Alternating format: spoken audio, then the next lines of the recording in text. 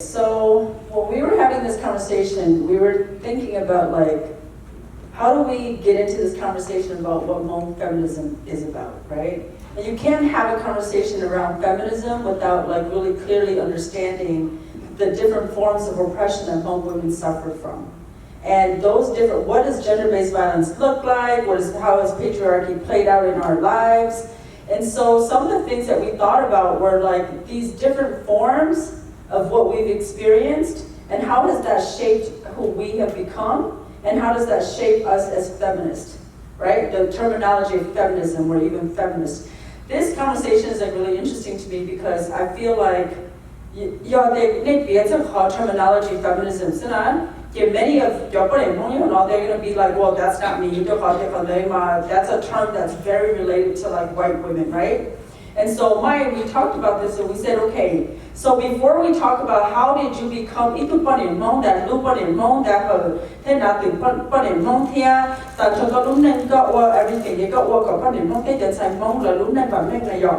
so then we said, let's look at some of these forms of oppression that we have endured, right? And so each one of us is talking about how we've endured sexual violence, how we've endured these strict gender roles that we had to play into, or how we've had to live these names that were given to us unfairly, right? So I think that what I wanted to share was the form of oppression, I think, and many of you guys see this, as you saw the murder of the abusive international marriages, that's one form of oppression that women won't have to endure, right?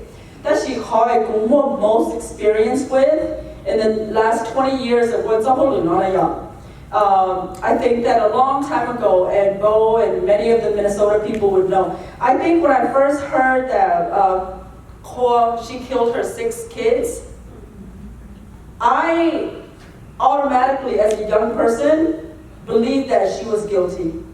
Because I knew that how could a Hmong mother kill her 6 kids? But as I was growing up and as I started to do this work, and I read these articles, found out she was married at 16. Found out that she was surviving a domestic violence situation. Found out that she went for help several times. Found out that she probably, at that time, and that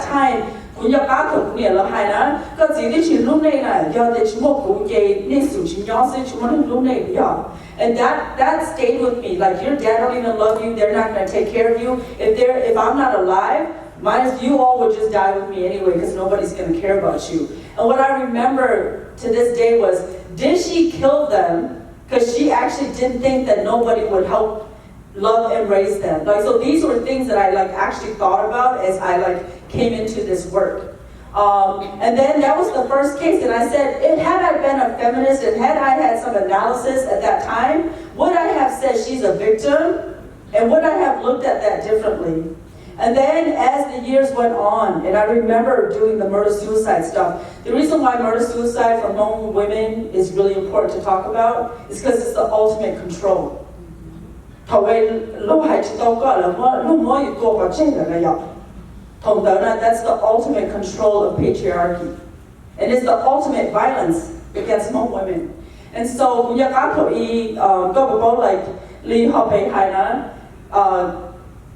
this Hmong woman had died and we went to her funeral. And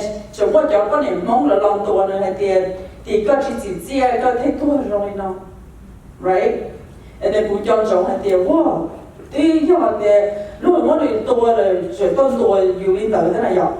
then the other piece is that I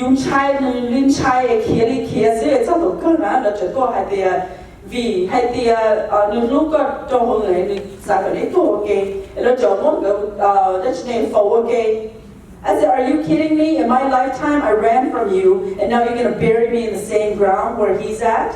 So these are the kind of things that when I think about oppression against Hmong women, and the reason why murder-suicide is so important to me is that in all the years that we studied the murder-suicide homicide, it was never about the fact that he loved her so much. It was about that she had endured so much from community, from him, from her own people, to the day that she died. She could not escape that. And that was his ultimate control of her. So I think that, like, I'm talking about the extreme of murder-suicide. Is my minute up, Jean?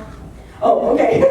I'm sorry, okay. So, the reason why I'm saying, and I'm giving this example, is the reason why I actually really wanted to have this conversation about Hmong feminism. Because where is it coming from?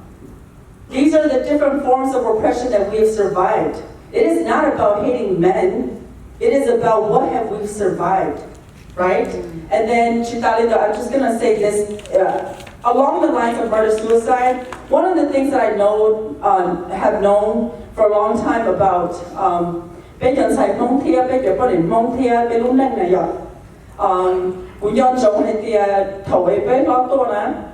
we were not able to be friends with anybody who was not related to us. But y'all, like your sister, cousin, and so one of the things I learned was that they limited who you could be friends with. They limited who you could build relationships with. And the patriarchal violence in that is that your sister, I literally had nobody. It